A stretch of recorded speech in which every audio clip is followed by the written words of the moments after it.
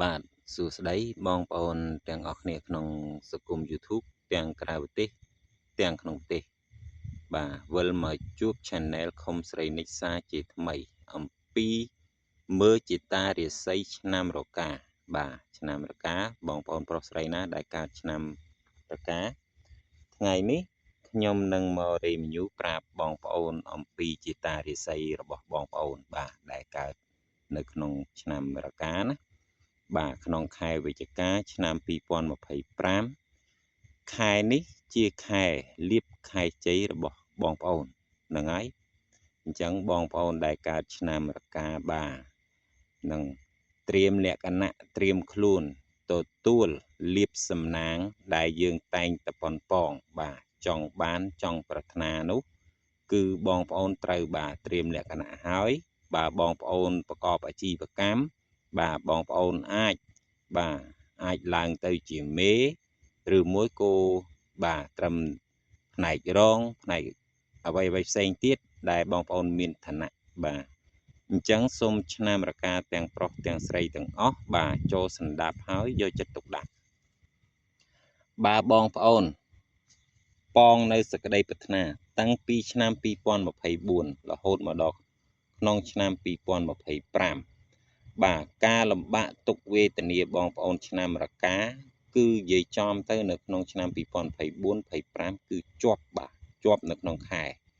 តែខ្ញុំអត់និយាយហុងស៊ុយណាបងប្អូនព្រោះខ្ញុំទាយនេះគឺក្បួនបុរាណអតីតកពីស្លឹករឹត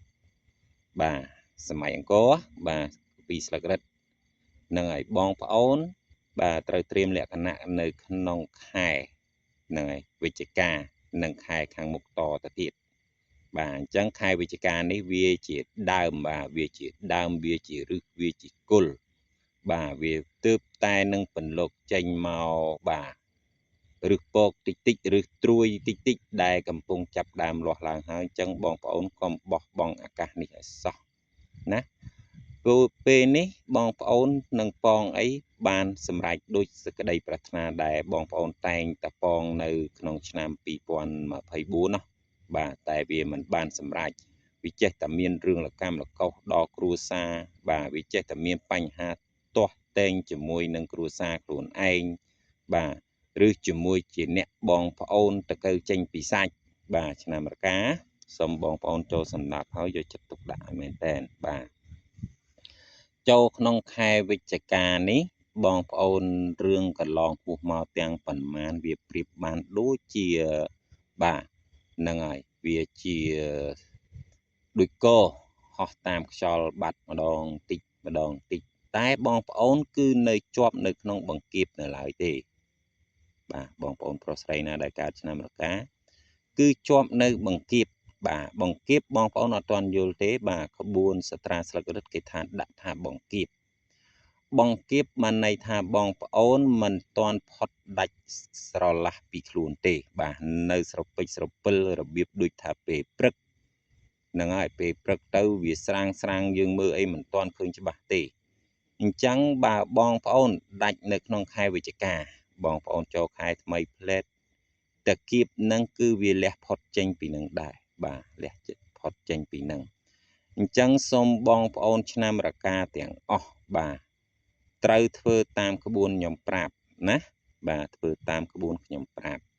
បងប្អូននឹងមានលៀបមានជ័យមានលៀបចូលមកមិនដឹងខ្លួនមានលៀបយកមកពីចង្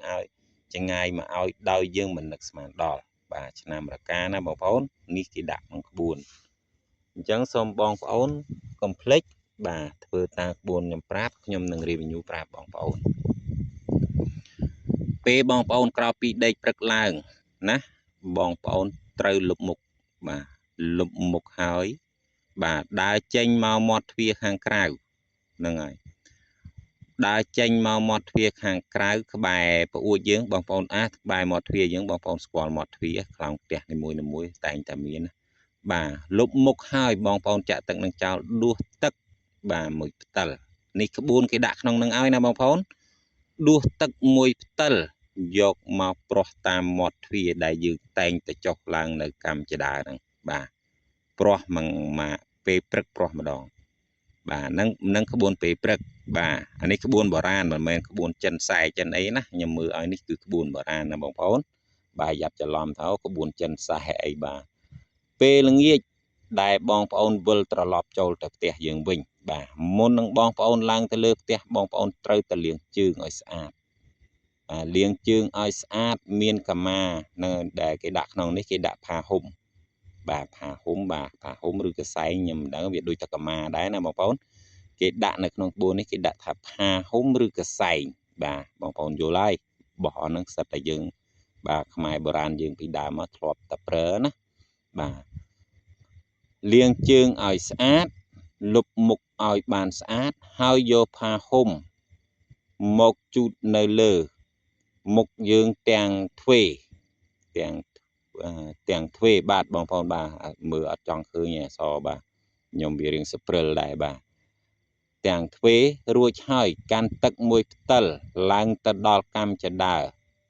9កម្មហ្នឹងហើយបងប្អូនកន្លែងនេះបងប្អូនយល់ហើយខ្មែរបុរាណយើងបាទវាមិនដែលផ្ទះណាមាន12កម្មទេបងប្អូនបាទមានតែ9និង11បាទ13ហ្នឹងហើយនេះគេដាក់ដល់9កម្មសុំយកទឹកនេះប្រអាសាច់ពីខាងក្រៅចូលទៅខាងក្នុងផ្ទះដើម្បីទទួលលាភទទួលពរជ័យពី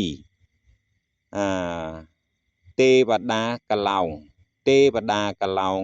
ទ្វាមើលឈប់បងប្អូនសុំមើលច្បាស់សិនបាទខ្ញុំរៀងសព្រិលដែរណាបងប្អូនបាទដើម្បីឲ្យទេវតា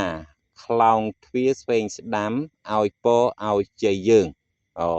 បងប្អូនបាទយល់ទេបាទពេលល្ងាចណាពេលល្ងាចនៅខ្ញុំភ្លេចមើលម៉ោងឲ្យបងប្អូនបាទល្ងាចវាមិនខុសពីម៉ោង6ម៉ោង5ហ្នឹងឯងបងប្អូនបាទសុំធ្វើឲ្យបាន7ថ្ងៃជាប់អ្នកនឹងមានលាភមានជ័យដោយសេរីសួស្តីទេវតាតិឆាត់នឹងឲ្យពរទៅដល់អ្នកគ្រប់ពេលវេលាដើម្បីដោះកម្មពៀនិងវិរិយពីអតីតជាតិដែលធ្លាប់តែមានពៀមានកម្មជាមួយញាតិជាមួយអ្នកដតីឬគ្រួសារខ្លួនឯងបើអ្នកធ្វើតាមការក្បួននឹងណែនាំប្រាប់អ្នកនឹងរួចទុករួចភ័យគ្រោះតាមផ្លូវឬគ្រោះចិត្តគ្រោះឆ្ងាយនឹងវិនិច្ឆ័យសន្តិគ្មានបៀតបៀនលើអ្នកបានឡើយបាទបងប្អូនឆ្នាំមកាទាំងប្រុសទាំងស្រីបាទចូលស្ដាប់ហើយធ្វើតាមបាទនេះក្បួនបាទអតីតសត្រាស្លឹករឹតណាបងប្អូនណាអញ្ចឹងបងប្អូនធ្វើតាមការខ្ញុំណែនាំបាទបើបងប្អូនចង់បានលាភបានសុខបានជ័យ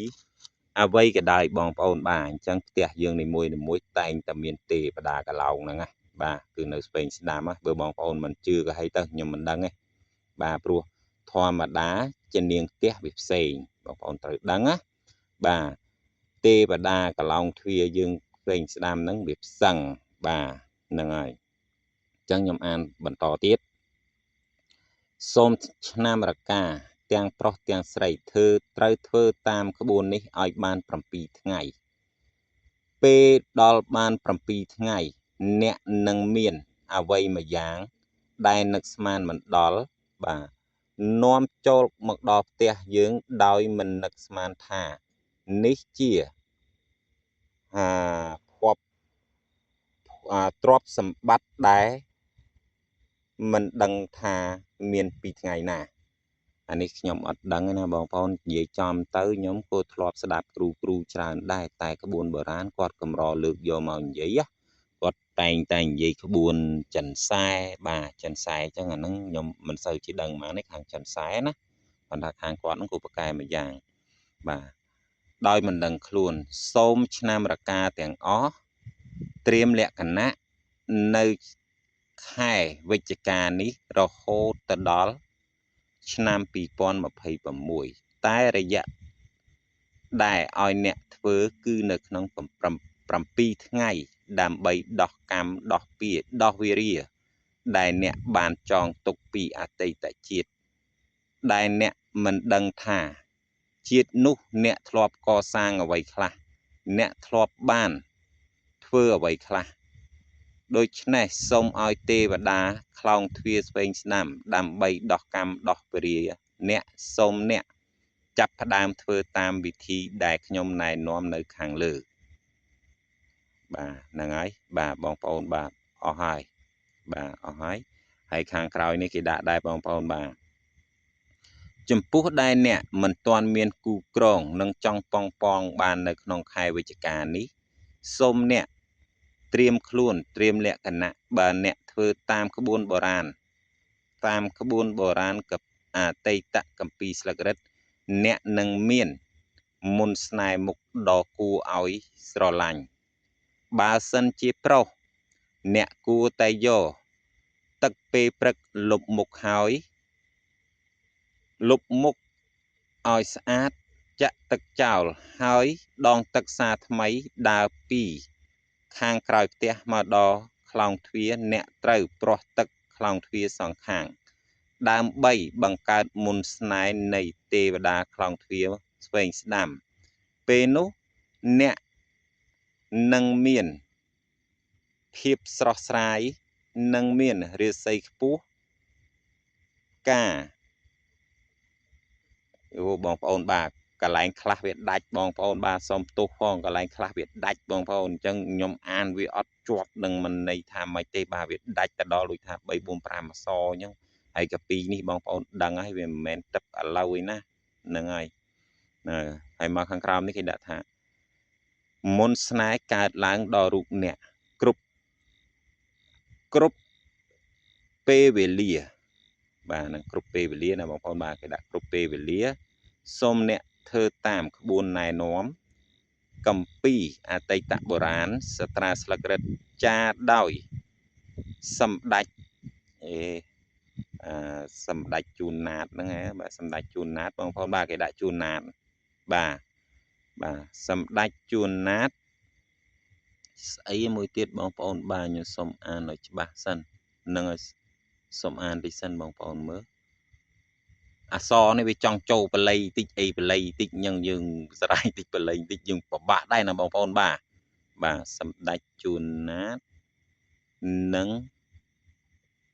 ក្រឡាហោមគង់មុនគាថាស្នេហ៍អូកន្លែងនេះអត់ទេបងប្អូនបាទកន្លែងនេះគេឲ្យយើងរៀនមុនគាថាស្នេហ៍ណាបងប្អូនបាទអត់ទេកន្លែងនេះអញ្ចឹងយើងគ្រាន់តែយកដែងទឹកអីនឹងមកប្រោះនឹងខ្លោងទ្វារនឹងមកបាទបងប្អូនហ្នឹងហើយខ្ញុំក៏សូមអរគុណច្រើនបងប្អូនបាទដែលចូលសន្តាប់បាទនឹងទស្សនាបាទអញ្ចឹងសូមបងប្អូនកុំភ្លេចធ្វើតាមការណែនាំរបស់ខ្ញុំហើយជាលើកចុងក្រោយខ្ញុំក៏សូមចិត្តបងប្អូនទាំងអស់គ្នា